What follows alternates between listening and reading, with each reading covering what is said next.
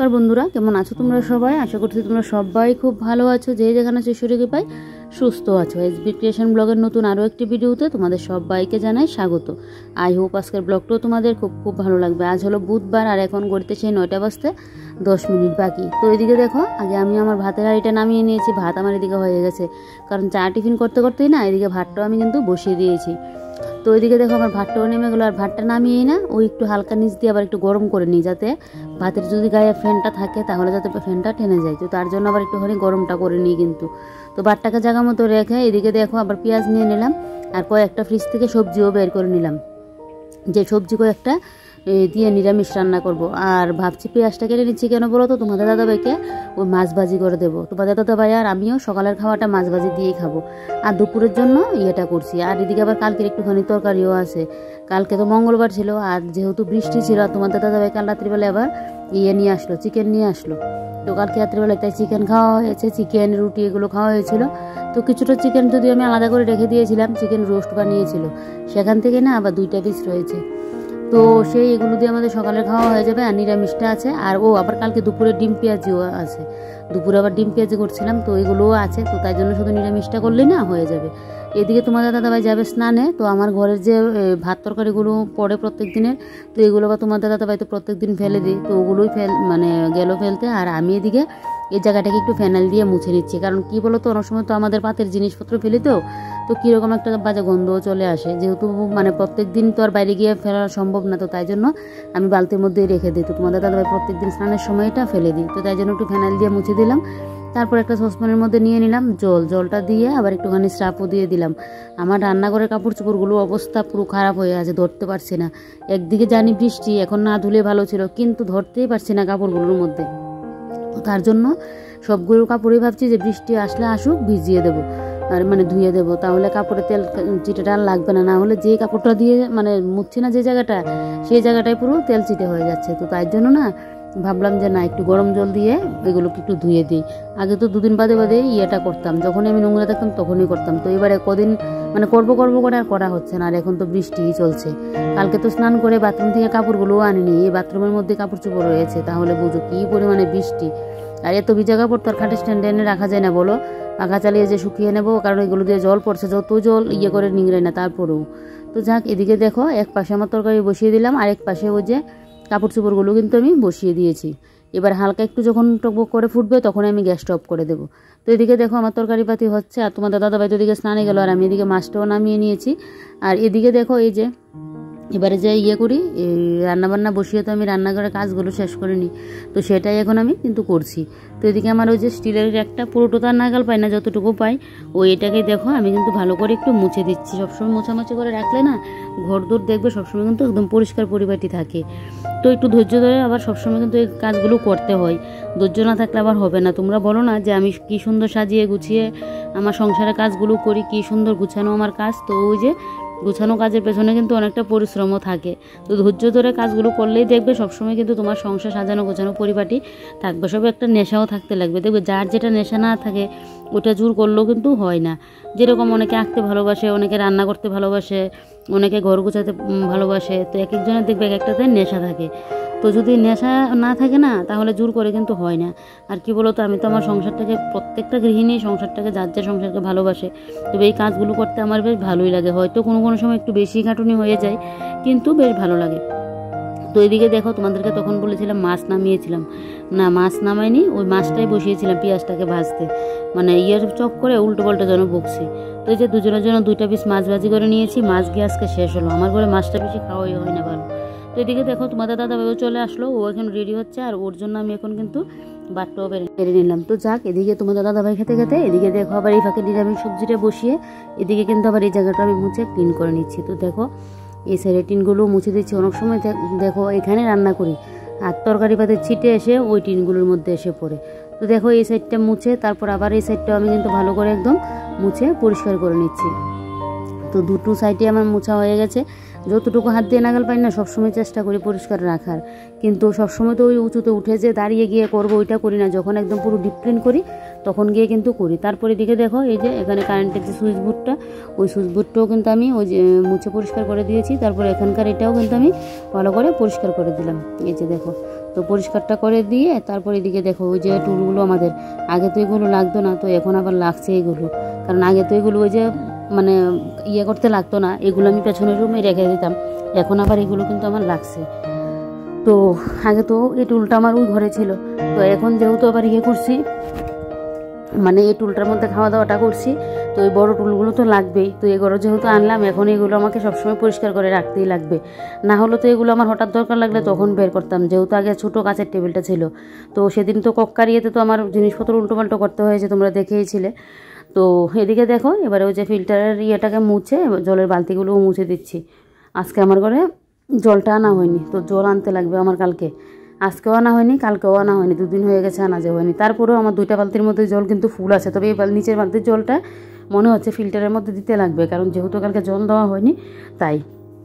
তো এদিকে দেখো এবার এই যে বালতিটা মুছে নিয়ে এই বালতিটা এখানে রেখে দিয়েছি, যেহেতু খালি আমার না ওই যে নিচের যে একটা বালতি, ও বালতিটা দিয়ে আমি আনতে পারি না। তোমাদের দাদা আবার অসুবিধা হয় না, কিন্তু আমার উপরে বালতিটা হলে ঠিকঠাক আছে, আমি আনতে পারি, না হলে ওইটা এত পরিমাণে ভার আমার আনতে গেলে অসুবিধা হয়ে যায়।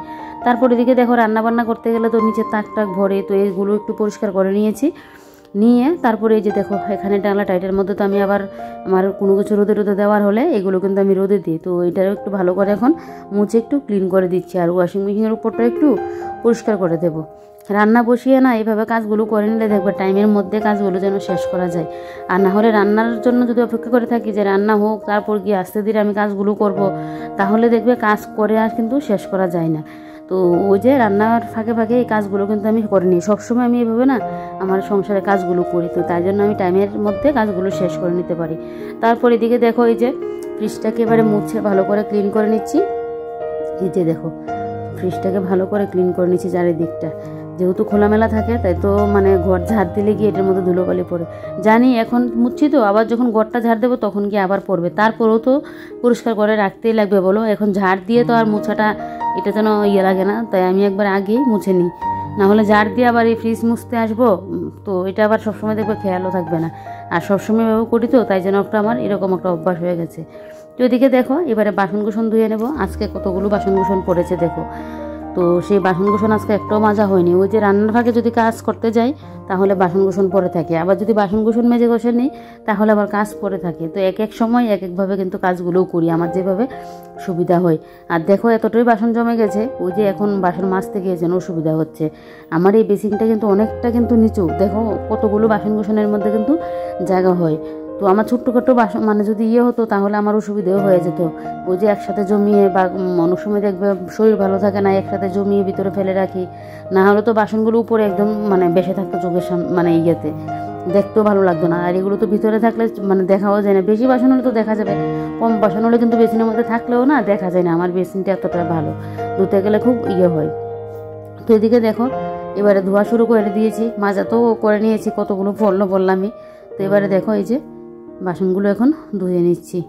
বাসনও কম পড়ে না জানো তো, একটা সংসারে যে মানে 2 জন গেলে কী হবে, কিন্তু এত পরিমাণে বাসন কুসন পড়ে মনে হয় যেন 5 জনের মানে সংসার, এরকম মনে হয়। এত পরিমাণে আমার ঘরে বাসন কুসনটা পড়ে, কোনো কোনো সময় মনে হয় যে কিছু বাসন কুসন আমি তুলেই রেখে দিই, যে এতগুলো যেহেতু মানে শুধু শুধু মানে একটা কাজ করতে গেলেই এটা ওটা নিচ্ছি, কম থাকলে তো আর এত ভরবে না তাই। কিন্তু আবার দরকার লাগলে দেখবে একটা না একটা পড়ছেই কিন্তু। তো এদিকে দেখো এবার বাসন মাজতে মাজতে এগুলোকে আবার বাথরুমে নিয়ে যাবো, বাথরুমে নিলাম না, এদিকে দেখে আবার হালকা ঝিরি ঝিরি বৃষ্টিও পড়ছে, তাই জন্য নিলাম না, যে না এখানে আমি এই কাপড়গুলো কেচে দিই। আর দেখো এখনও গরম ধোয়া বেরোচ্ছে, এটাকে যদি বিকেলে ভালো করে একদম কাটা ব্রাশ দিয়ে ধুয়ে দিতে পারতাম তাহলে ভালো ছিল, ওই যে কাপড় কাচার ইয়েগুলো। তো বিকেলে ধুয়ে তো আর লাভ নেই, কোথায় মেলবো, তার চেয়ে বলো এখনই যদি একটু আমি হাত দিয়ে কেচে একটু রান্না করে মেলে দিতে পারি তাহলে সুবিধা হবে। এখানেও পারতাম ব্রাশটা দিয়ে ওই যে উপরটার মধ্যে একটা একটা করে ইয়ে করে নিতাম, তো থাক আবার যখন ইয়ে করবো তখন না হয় করে নেব। তো আর এমনিতেও দেখছি গরম জলটা যেহেতু গরমটা বেশি হয়েছে তেল কাজটা আর নেই, না হলে তো ওই ব্রাশ নিয়ে আমাকে পরিষ্কার করতে হতো। তো যাক এদিকে কাপড়গুলো এখন ঘরে ধুয়ে ঘরেই মেলে দিয়ে রাখবো, কারণ বাইরে তো দিয়েও লাভ নেই। আর জানো তো কাপড় চোপড় ধুলে না, এবার এটা রান্নাঘরের কাপড় হোক আর যে কাপড়ই হোক, বিশেষ করে তুলা কাপড় ধুলে তো আর বলেই লাভ নেই, দেখবে কাপড় যদি না শুকায়, একদম ফুরফুরে না হয়, সেই কাপড় দিয়ে যেন কোনো একটা কাজে লাগানো বা কোনো মানে ইউজ করা, ওইটা যেন ভালো লাগে না। তো কী আর করা যাবে, দেখো কাপড়গুলো এখন এখানেই মেলে দিচ্ছি। এই বৃষ্টি যে কবে শেষ হবে সেটাই ভাবছি, বৃষ্টি যে কবে শেষ হবে, বৃষ্টির যেন আর শেষ নেই জানো তো। এই বৃষ্টি বৃষ্টি করে যেন আর ভালোও লাগছে না, এত সহ্য লাগছে বৃষ্টির জন্য।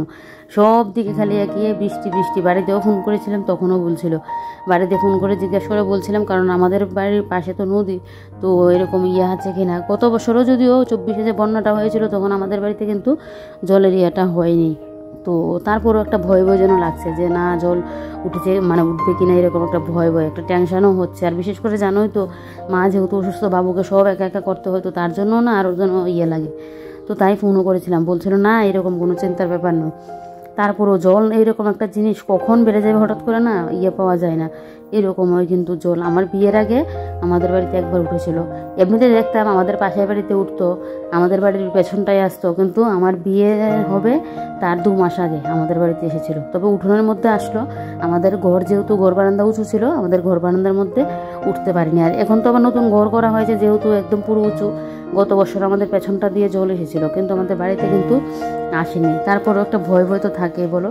তো এদিকে দেখো, এবার এদিকে ওই যে ঘরটাও একবারে ঝাড় দিয়ে নিলাম। ঘরটা ঝাড় দিয়ে, বাইরেটা তো ঝাড় দিতে পারবো না, ওই যে বৃষ্টি হচ্ছে, ঘরের যা ময়লা চলা ওই সামনে এসে মানে পড়ে, তো এগুলো তো আর ঝাড়ু দিয়েও আমি ইয়ে করতে পারবো না। তো ভাবছি তাই এই জায়গাটার মধ্যে একটু জলই ঢেলে দেবো। জলটা ঢেলে দিলে না একদম পুরো পরিষ্কার হয়ে যাবে। তবে 1 বালতি জলে কিন্তু পরিষ্কার হয়নি, 2 বালতি জল মানে ইয়ে করতে হয়েছে। আর বালতিটা এখানে দিয়ে রাখলাম, বৃষ্টির জল পরে আবারও বালতিটা কিন্তু ভরে থাকবে। তো যাক, এদিকে আমার নিরামিষ তরকারি কিন্তু কাজ করতে করতে মোটামুটি হয়ে গেছে। এবার একটুখানি ঘিটা দিয়ে কিন্তু আমি নিরামিষ তরকারিটা আমি নামিয়ে নেব। এই যে দেখো, ভালো করে একদম নাড়িয়ে চাড়িয়ে নিচ্ছি। এই কড়াটার মধ্যে রান্না করলে আমার বেশ একটা সুবিধা লাগে, কেন বলো তো, ঢাকা দেওয়া যেহেতু থাকে। তবে এই কড়াটার মধ্যে রান্না করলে আমার যেন রান্নার টেস্টটা সেভাবে আসে না।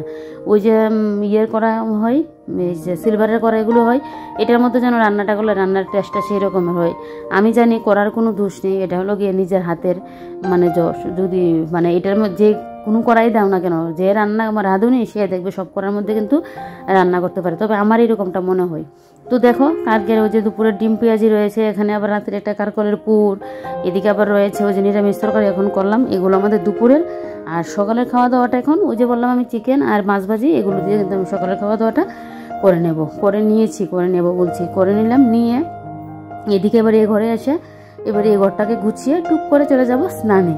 স্নানটা তাড়াতাড়ি করে চলে আসবো, বৃষ্টির মধ্যে লেট করে স্নান করে লাভ নেই। যত সকাল সকাল স্নানটা করে এসে ঘরে বসা যায়, কারণ বাইরে তো শুধু বৃষ্টি বৃষ্টি, চারিদিকে একদম পুরো মানে ইয়ে হয়ে আছে। জানো তো, ঘর টর ঝাড়ু দিয়ে না ওই সামনে ফেলে রাখতে লাগছে, কারণ ওগুলোকে জল ঢেলে দিলে তো আর ওই ইয়ে পর্যন্ত যায় না। তো বাইরেটা ভালো করে ঝাড় দিতে পারলে বেশ ভালো ছিল। তো দেখা যাক বৃষ্টি থাকে কিনা, বৃষ্টি থাকলে তো দেবো না, কারণ বৃষ্টির মধ্যে ভিজলে আবার আমার যদি মাথা যন্ত্রণা শুরু হয়ে যায়, আর আমার তো যা ভয় লাগে সেই মাথা যন্ত্রণার। তো ওইদিকে দেখো, এবারে ওই যে আমার লাকি ব্যাম্বু গাছগুলোকে একটু পাতাগুলোকে ভালো করে মুছে দিচ্ছি। পাতাগুলো বেশ কয়েকদিন হয়ে গেল, ওই পাতাগুলো আর মুছা হচ্ছে না। আর পাতাগুলোর মানে কীরকম একটা হয়ে আছে, তোমরা তো ভিডিওতে দেখছো, অতটা বুঝতে পারছো না।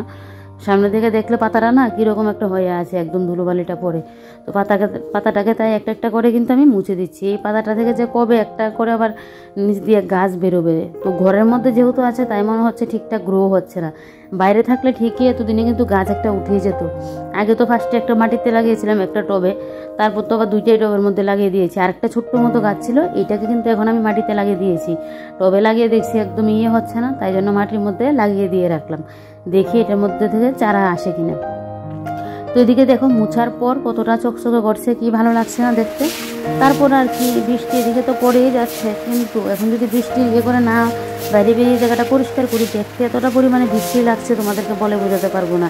তো তাই জন্য এই জায়গাটায় বৃষ্টির মধ্যে ভিজে ভিজে এখন ঝাড়টা দিয়ে নিচ্ছি। ওই যে ঘর টর ঝাড় দিয়ে তো এখন আর বাইরে ইয়ে করতে পারছি না, ওই সামনে ঝাড়ু দিয়ে জল ঢেলে দেয়, ওই সামনে এগুলো পড়ে থাকে। আর কীরকম একটা লাগে না বলো, সামনের জায়গাটা যদি এরকম নোংরা হয়ে থাকে। তাই জন্য ভালো করে না আমি ঝাড়ুটা কিন্তু দিয়ে দিচ্ছি, যাতে নোংরাগুলো চলে যায় এখানে, যাতে না থাকে। আর এদিকে দেখো, বালতিটা দিয়ে রাখলাম, জলটা পড়ে বেশ বালতি বালতি জল পড়ে থাকে। আর আমারও মানে অনেক সময় ঘরের দরজাগুলোর মধ্যে দিয়ে দিতে খুব সুবিধাও হয়। তবে আজকে আর ঘর মুছলাম না, এই বৃষ্টির মধ্যে ঘর মুছলে পুরো ঘর একদম ভিজে স্যাঁতস্যাঁতে হয়ে থাকবে। আর আমার তো ভালোই লাগে না একদম বৃষ্টির মধ্যে ঘর দরজা মুছতে। অনেক সময় কিন্তু মুছি, কিন্তু কিছু করার নেই, মুছতে লাগবে তখন গিয়ে মুছি। আমার একদম ফরফরে রোদ দিয়েছে তো, তখন দেখবে ঘর মুছে যেন একটা আরাম পাওয়া যায়, না হলে এমনিতে আরাম নেই। আর যেই না ঝাড়ুটা আমি আনতে গেলাম, তোমাদেরকে বলতে ভুলে গেছি, একটুখানির জন্য জানো তো আমি মানে স্লিপ কেটে পড়ে যেতাম, এমন মানে ইয়েটা খেয়েছি। ভাগ্যিস ঠাকুর সবাই ছিল পড়িনি। তার উপর আবার শাশুড়ি মার কাছ থেকে সন্ধ্যাবেলায় শুনছি আমার শাশুড়ি মা নাকি আজকে সকালবেলায় ফুল তুলতে গিয়ে শাশুড়ি মা পড়েই গেল, এরকম অবস্থা, কোমরে নাকি ব্যথাও করছে। তাহলে বুঝো, তখন তো আমি ঘুমেছিলাম, ওই মা আমাকে পরে বলছিল সন্ধ্যার দিকে। তো যাক, এদিকে সিঁদুর টিঁদুর পরে তারপর অনেকটা সময় রেস্ট করলাম। দুপুরে খাওয়া দাওয়া কমপ্লিট করে যেই গড়িতে 4:30 বাজে তোমাদের দাদাভাই ওইদিকে গেল দোকানে, আর আমি এদিকে ছাদে চলে আসলাম ভিডিও আপলোড দিতে। দেখো ঝড় বৃষ্টি তুফান কত কষ্ট করে তোমাদের সাথে ভিডিও শেয়ার করতে হয়। ঘরে না ভিডিও আপলোড দিলে আমার এমনিতে নেট শেষ হয়ে যায়, আর কোনো কিছু ইয়ে করতে পারি না, ভিডিও তো যাই না, তাই জন্য ছাদেই আসতে হয়েছে বৃষ্টির মধ্যে, কি আর করা যাবে। আর এদিকে দেখলে আমাদের বাড়িতে কে চলে আসলো, বানর মশাই চলে আসলো, ওনাকে আবার একটুখানি ক্যামেরাবন্দি করে নিলাম। তারপর সব ভিডিও বলছে, 2টা ভিডিও ছিল, ওই ভিডিওগুলো আপলোড করে ঘরে আসলাম 6টা বাজে। তাহলে বুঝো কতটা সময় লাগলো, এত পরিমাণে নেট ডিস্টার্ব করছিল আজকে। তারপর আর কি, এদিকে সন্ধ্যার আমার শাশুড়ি মা আসলো, শাশুড়ি মার সাথে বসলাম, কথা বললাম। আর এখন যে 8:30 বাজে, রান্নাঘরে এসে এই যে দেখো আটাগুলো এখন চেলে নিচ্ছি। রাত্রিবেলায় রুটি খাওয়া হবে, নিরামিষ সবজি আছে, তো ভাবছি যে রুটি করে নিই, তাহলে নিরামিষ সবজি দিয়ে খাওয়া হয়ে যাবে। তো তাই জন্য এই যে দেখো এবারে ইয়েটা করছি, আটাটাকে ভালো করে একদম চেলে নিচ্ছে। আর ভাবছি আমার জন্য একটু রসুনের ভর্তা বানাবো। আমার আবার রসুন ভর্তা একটু ঝাল ঝাল করলে বেশ ভালোই লাগে খেতে। আমার জন্য আলাদা করে ভাত করব না, ওই রুটি দিয়ে একটুখানি নিরামিষ তরকারি আর একটুখানি রসুন ভর্তা দিয়ে লাগিয়ে খেয়ে নিতে পারবো। রসুন ভর্তা কিন্তু খুব সুস্বাদু হয়, একদম টেস্ট হয়, সাথে আবার 2-3টা আমি পেঁয়াজও দিই, বেশ ভালো লাগে। একদিন না হয় রেসিপিটা তোমাদের সাথে শেয়ার করব। আটা এনেছিল কালকেই, কিন্তু এগুলোকে আমার চালতে ভুলে গেছি, তো এগুলোকে এখন চেলে নিয়েছি। এবারে পুরো ড্রামটার মধ্যে কিন্তু নিয়ে নেব। আটা ময়দা সুজি এগুলো না চেলে খাওয়া হয়ে যায় না, দেখবে অনেক সময় কিন্তু পোকা থাকে। এর আগের যখন আটাটা এনেছিল, হ্যাঁ এটা না, এর আগেরটার মানে এখন তো 3বার, মানে প্রথম যে ইয়েটা এনেছিল এত পরিমাণে পোকা ছিল, সে আটা আবার ফেরত মানে বলেছি দিয়ে দিতে, এত পরিমাণে পোকা। তারপর উনি তো রেখেইছে, কারণ উনি তো বুঝিয়েছিলেন উনি যে এরকম আটা দিয়েছেন। দেখো মানুষকে কিন্তু এরকম করা উচিত না, কারণ আটার মধ্যে তো পোকা, আর কেউ তো কিনতে গেলে আর একটা করে চোখ ভালো করে ইয়ে করে দেখবে না, দিয়েছে নিয়ে আসলো, আর চালতে গিয়ে দেখি এই অবস্থা। তারপর উনি রেখেছে, পরে স্বীকারও করেছে যে না, এটার মধ্যে যে এত পরিমাণে ইয়ে ছিল। শুধু মানুষকে জেনে শুনে না এরকম করা উচিত না। তারপর তো এটা ফেরত দিয়ে দিল, আবার আটা এনেছিল। তারপর এটার মধ্যেও দেখেছিলাম ওনার দোকান থেকে আনিনি, আরেক দোকান থেকে এনেছিল, মানে ওইটার মতো পোকা না, 1-2টা ছিল। তো এরকম তো মাঝে মধ্যে থাকে। তবে এবার যে আটাটা ছাড়লাম এটার মধ্যে কিন্তু পোকা হয়নি, বেশ ভালো হয়েছে আটাটা। মানে এরকম দেখবে ফ্রেশ থাকলে যেন ভালোও লাগে, না হলে পোকা টোকা হলে না কিরকম একটা যেন ঘিন্না লাগে মানে খাওয়ার সময়। আর আটা ঘরে থাকলেও দেখছি অনেক দিন যাবত এরকম হয়ে যায়। তা আমি তো কদিন বাদে না, আমার তো রুটিটা বেশিই করা হয়, তারপরেও 1 সপ্তাহ চলে গেলে আমি আবার একটুখানি কিন্তু চেলে দিই। তো এদিকে দেখো আটাটাকে চেলে চালনিটাকে ভালো করে একদম মুছে জায়গা মতো রেখে দেবো। এদিকে আবার বড় মশাই চলে আসলো, আসার সময় এদিকে দেখো নিয়ে আসলো নোনা ইলিশের শুটকি মাছগুলো যে হয়। তো এই যে দেখো কি ডিমওলা একদম শুটকি মাছটা, কি ভালো লাগছে না দেখতে। তবে এতটা পরিমাণে নুন দিয়ে রাখলো এগুলোর মধ্যে, সেদিন পাতাও এনেছিল দেখলেই। তো ভাবছি পাতাগুলোকে দিয়ে বড়া বানাবো, তো দেখি কাল পরশুর দিকে কবে বানাই, বেশ ভালো লাগছে দেখতে। আর এগুলো দেখে মনে হচ্ছে এক্ষুনি আমি 2 পিস আমার জন্য মানে ইয়ে করে নিই, 2টা পিস, মানে এত খাওয়ার ইচ্ছে হচ্ছে। এমনিতে আমার শুটকি মাছ প্রিয়, তার উপর নোনা ইলিশ নিয়ে আসলো, বেশ তো ভালোই লাগে খেতে। তাই তো চলো এগুলোকে নিয়ে ফ্রিজে রাখি, রুটিগুলোও করি, আর ব্লগটা এখানেই শেষ করি। তো চলো তোমরা সবাই ভালো থেকো, সুস্থ থেকো, আর সাবধানে থেকো। ভিডিওটা ভালো লাগলে লাইক কমেন্ট আর শেয়ার করতে ভুলো না। Bye bye.